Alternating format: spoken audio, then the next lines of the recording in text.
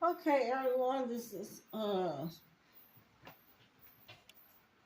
tonight's read, chapter 11, A Knife in the Dark, from the Fellowship of the Ring within the Lord of the Ring book series, and written by JRR Tolkien.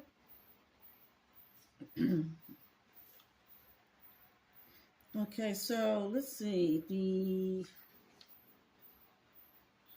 page number is 177.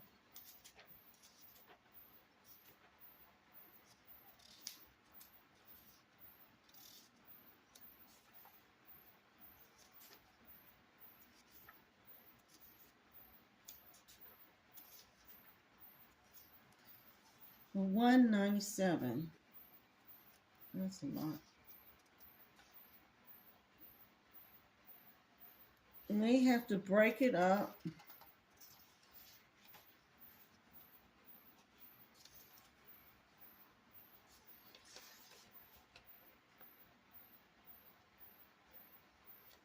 I don't see how far I can go. I'll probably have to do 4 or 5 pages and see what happens from there. Okay. You gotta mind that I had throat problems earlier today, and so I am off and on drinking water and taking a break.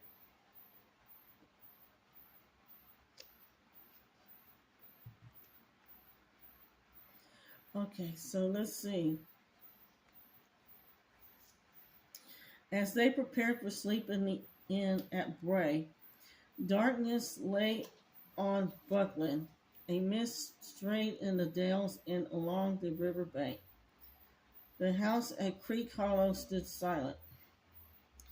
Betty Bolger opened the door cautiously and peered out. A feeling of fear had been growing on him all day, and he was unable to rest or go to bed. There was a brooding rat in the breathless night air. As he stared out into the gloom, a dark shadow moved out of the trees. The gate seemed to open of its own accord and closed again without a sound. Terror seized him. He shrank back, and for a moment he stood trembling in the hall.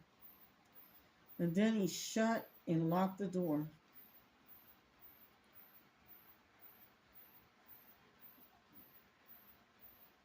The night deepened, and there came the soft sound of horses led with stealth along the lane.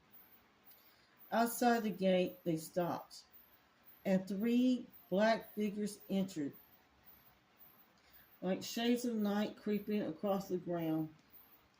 One went to the door, one to the corner of the house on either side, and there they stood, as still as the shadows of stones, while night went slowly on.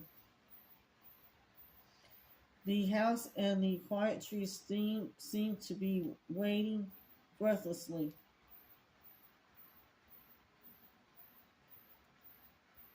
There was a faint stir in the leaves, and a cock crowed far away.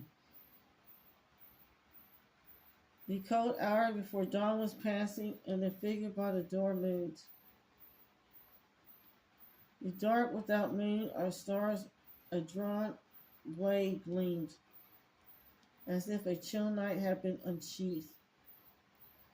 There was a blow, soft but heavy, and the door shuddered.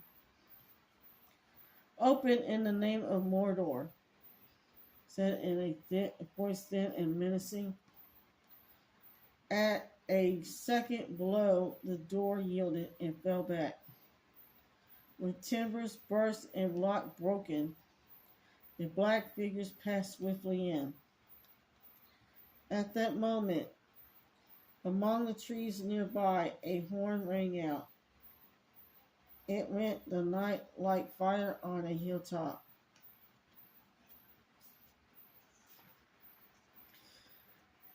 Awake! Fear! Fire! Foes awake!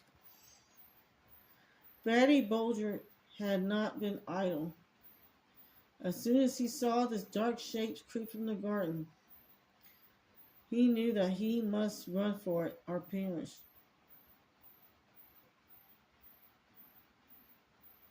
And run he did, out of the door, through the garden, and over the fields.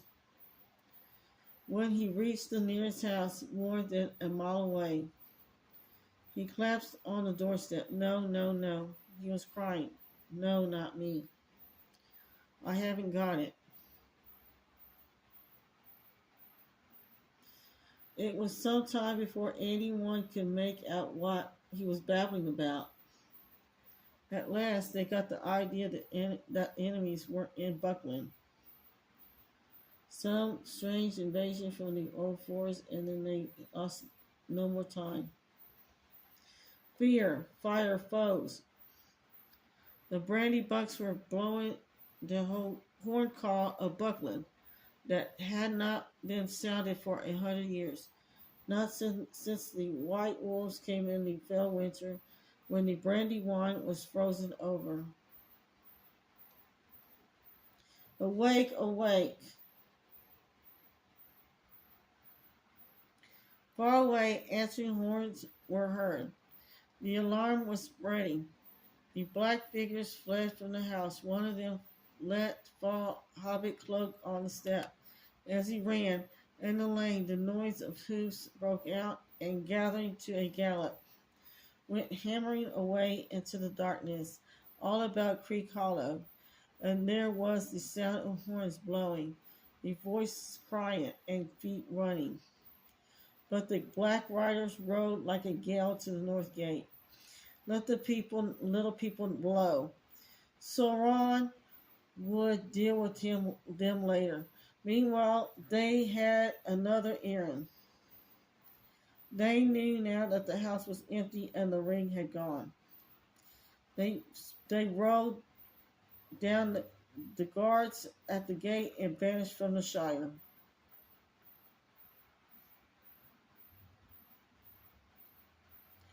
In the early night, Frodo woke from the deep sleep suddenly, as if sound or presence had disturbed him.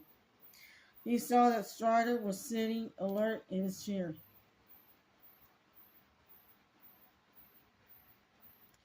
His eyes gleamed in the light of the fire, which had been tended and was burning brightly, but he made no sign or movement.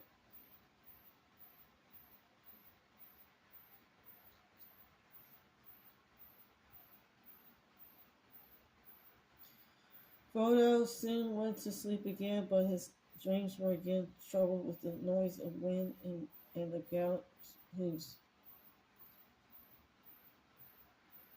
The wind seemed to be curling around the house and shaking it. And far off he heard a horn blowing wildly. He opened his eyes and heard a cock crowing lustily in the inn. Strider had drawn the curtains and pushed back the shutters with a clang. The first gray light of day was in the room, and a cold air was coming through the open window. As soon as Strider had roused them all, he led the way to their bedrooms, and when he saw them, they were glad that they had taken his advice. The windows had been forced open and were swinging, and the curtains were flapping. The beds were tossed about, and bolsters slashed and flung from the floor. The brown mat was torn to pieces. Strider immediately went to fetch the landlord. Poor Mr. Butterbur looked sleepy and frightened. He had hardly closed his eyes all night, so he said.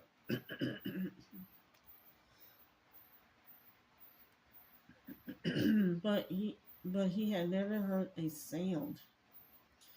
Never has such a thing happened in my time, he cried, raising his hands in horror. Guests unable to sleep in their beds, and good bolsters ruined and all. What are we coming to? Dark times, said Strider. Before the present you may be left in peace. When you have got rid of us, we will leave at once. Never mind about breakfast. A drink and a bite standing will have to do. We shall be packed in a few minutes. Mr. Butterbur hurried off to see that their ponies were got ready and to fetch them a bite. But very soon he came back in dismay. The ponies had vanished. The stable doors had been opened in the night and they were gone. Not only Mary's ponies, but every other horse and beast in this place. Frodo was crushed by the news. How could they hope to reach Rivendell on foot, pursued by mounted enemies? They might as well set out for the moon. Strider sat silent for a while, looking at the hobbits as if he was weighing up their strength and courage. Ponies would not help us to escape horsemen, he said at last, thoughtfully as he guessed what Frodo had in mind. We should not go much slower on foot, not on the roads that I mean to take. I was going to walk in any case. It is the food in the stores that trouble me. We cannot count on getting anything to eat between here and Rivendell, except what we take with us and what we ought to take plenty to spare, for we may be delayed or forced to go roundabout, far out of the direct way. How much are you prepared to carry on your backs? As much as we must, said Pippin with a sinking heart. But trying to show that he was tougher than he looked or felt. I can carry enough for two, said Sam defiantly. Can anything be done, Mr. Butterbur? Asked Frodo. Can't we get a couple of ponies in the village, or even just for the baggage? I don't suppose we could hire them. But we might as well buy them, he added doubtfully, wondering if he could afford it. I doubt it, said the landlord unhappily. The 2 or 3 riding ponies that are here in Bray were stabled in my yard, and they're gone. As for other animals, horses or ponies for draught or not, or whatnot, they were very few of them in Bray, and they won't be for sale. But I'll do what I can. I'll route out Bob and send him round as soon as may be. Yes, said Strider reluctantly. You had better do that. I am afraid we shall have to try to get one pony at least. So ends all hope of starting early and slipping away quietly. We might as well have blown a horn to announce our departure. That was part of their plan, no doubt. There is no crumb of comfort, said Mary, and more than a crumb, I hope. We can have breakfast while we wait and sit down to get to it. Let's get hold of Knob.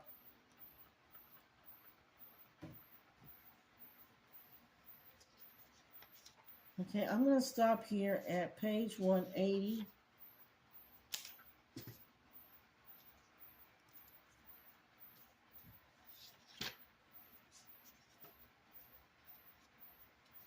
We may discuss what happened and what happened in that hotel room. You know, that's kind of peculiar. They knew when to go, and they had to go because they knew the Dark Riders were coming. So what happened there?